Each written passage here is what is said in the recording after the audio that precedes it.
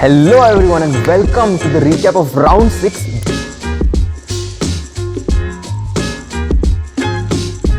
The tournament is getting very exciting. In the Masters section, we have Vincent Keimer who has a 1-point lead over Arjun Erigesi. He has 4.5 points. In the Challenger section, Abhimanyu Puranik lost to Pranesh and the tournament has opened up wide now with 3 players in the joint lead. Leon Mendonça, Abhimanyu Puranik and Pranesh, who just defeated Abhimanyu Puranik. Let's take a look at some of the exciting moments today. Let's start with the opening because the beast today was playing with the white pieces against Diptyan Ghosh in the Challenger section. Adiban started with d4, knight f6, c4, e6, g3, going for the Catalan opening, d5, bishop to g2, bishop b4 check, oopsie, bishop d2, pawn to a5, and we have seen this opening gain a lot of popularity in the recent days. We saw Divya playing this in the World Cup against Koneru Hampi. This time, Adiban chose a3, asking the black bishop if he wants to trade or go back, and quite often the bishop wants to go back, provoke this move bishop d2 so that the knight on b1 does not have the square to go to d2 and potentially push e4. Here he played this move queen to c2, short castles played by Diptyan, knight f3, knight to d7. Adiban now played knight to c3, sacrificing the pawn on c4. Very interesting opening choice. He gave up a pawn on c4 and after taking the pawn, he made a very cryptic move. He made this move rook to d1 and he's just preparing for the tension that's going to rise if black ever decides to push the pawn to c5 or e5, because this rook now is on the same line as the black queen. So some sort of a prophylactic move against the black breaks of c5 and e5. Diptyan played this move c6, potentially preparing b5. And now Adiban showing why he's such a dynamic player on the board, why he's known as the beast, goes for this move pawn to h4, trying to launch an attack and play dynamic chess towards the black king. And this was a very crazy game. It's not as if white is much better here, but he actually got a position that he wanted to get. A position where he can fight for a lot of complications. Adiban went on to win this game in a very nice fashion, scoring a beautiful win against the very solid Diptyan Ghosh. And this was a super nice opening that I wanted to show you. Let's now move on to a very nice middle game position that was played between the leader in the Challenger section, Abhimanyu Puranik, playing against Pranesh R. This was a very important game for the tournament standings. If Abhimanyu won, he was very close to, almost securing a championship and qualifying for the Masters section. In this position, it was white to play.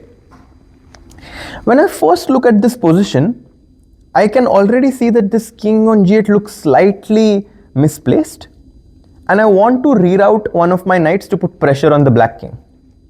Can you guys try to find what's the best move for white and what maneuver, which piece of ours can we improve to put pressure on the black king? And the move is knight to g4. The point is that we want to put our knight on f6, trying to put pressure on the black king. Let's say if black plays this move knight e6, we go knight to f6 check, king g7, and now we place our queen to g4. Now you can see the queen which was on d4. Yes, it looks quite good, but on g4 it's much more active because now we are threatening this move pawn to f. Let's say for example if black plays knight c4, we can already consider playing this move pawn to f4, potentially threatening pawn to f5 and putting a lot of attack on the black king. This would have given Abhimanyu a decisive advantage in this matchup. Instead, he chose this move b takes c6. I have a feeling that this is where things started to go wrong for him, because after b takes c6, this allowed the black rook on a8 to get an open line, and here he played queen b4, which was again, in my opinion, going the wrong direction. He had to go knight f6, he had to go knight g4, trying to go knight f6 and put his queen on g4. After queen b4, rook to b8, black developed his rook with a tempo, and Pranesh managed to win this game with the black pieces against the tournament leader, and now joins the joint leaders with 4.5 out of 6 points. it's going to be a race between these three players now, and 3 more rounds to go. Will be very exciting to see who gets the final spot for the Masters section. And now let's take a look at the wonderful game played by Awonder Liang in the end game against Pranav V. Awonder is someone who's not showing a lot of ambitions when he's giving interviews, but when he's playing, I have a feeling that he's really giving his best to win this tournament. This was one of the most critical positions, and Awonder decided to trade the queens here going into the end game. Queen takes d3, rook takes d3. And you viewers might ask me, Harshit, you always say that when your opponents have 2 bishops, usually you say that the bishop pair has an advantage. But in this position, as you can see, that the position is closed, and usually when the position is closed, the knights perform better than the bishops.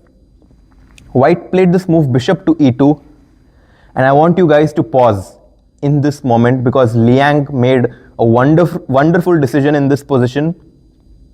And once you're back, I hope you found this incredible resource. Rook takes e3, a very nice positional sacrifice by Liang. After f takes e3, he chopped off the pawn on e4, attacking the pawn on g3, king to g2, and now he played this move knight to c5. Later, he put this knight on e4 to d6, and then you can just imagine that the bishop on e2 cannot attack any of black's pawns because all of them are now dark squares. This pawn on a4 is a key weakness in white's position, which makes the rook on a3 stuck to defending this pawn on this a file. Black later managed to bring his king after g6, king g7, king f6, and go on to win this endgame. I have been very impressed by how Awonder is playing in this tournament, and he is definitely going to try his best to have a shot at the championship and put some pressure on Vincent Keimer after this win. Very exciting final 3 rounds. We're approaching the penultimate and final rounds. Very excited for tomorrow. But that's it for the recap from game round 6 in Chennai Grand Masters.